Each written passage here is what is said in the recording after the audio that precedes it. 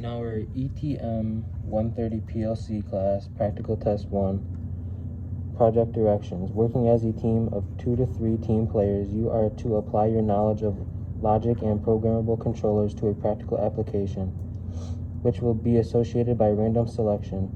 After the group project has been assigned, find your notes, text, logical tools, etc., and sharpen your pencils. Complete the project by applying your knowledge and skills to the application problems below. Good luck, Lieutenant.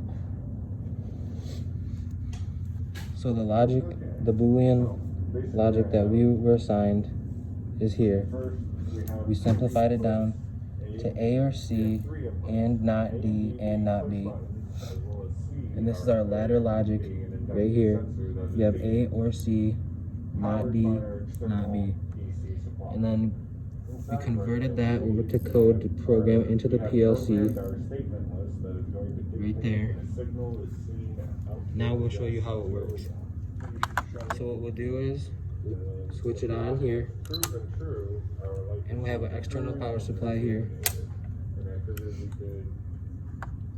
And as you can see here, we have power to 1, which is A, and no power to 3, which is D, and no power to 4, which is B, which is correct, so you have power going to there. Then when we have A turned off, and you give power to our sensor, it turns it on, which is true.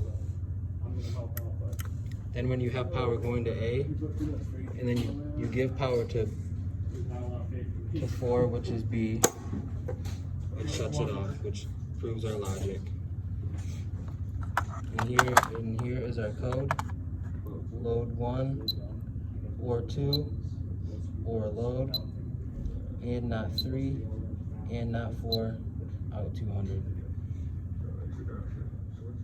As you can see, we have A, C, not D, not B. This here is our A, and our sensor is C, and then this is B and this is D. Going back to our ladder logic, as you can see here, when we give power to A and not D or B, we have full power going to the light, which is proved here. When you have 1 here, which is A, and no power to 3 or 4, which is D and B, the light is on.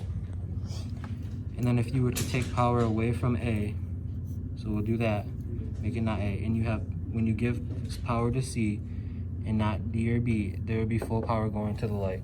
So when you shut off A and then give power to C, our sensor, you have power.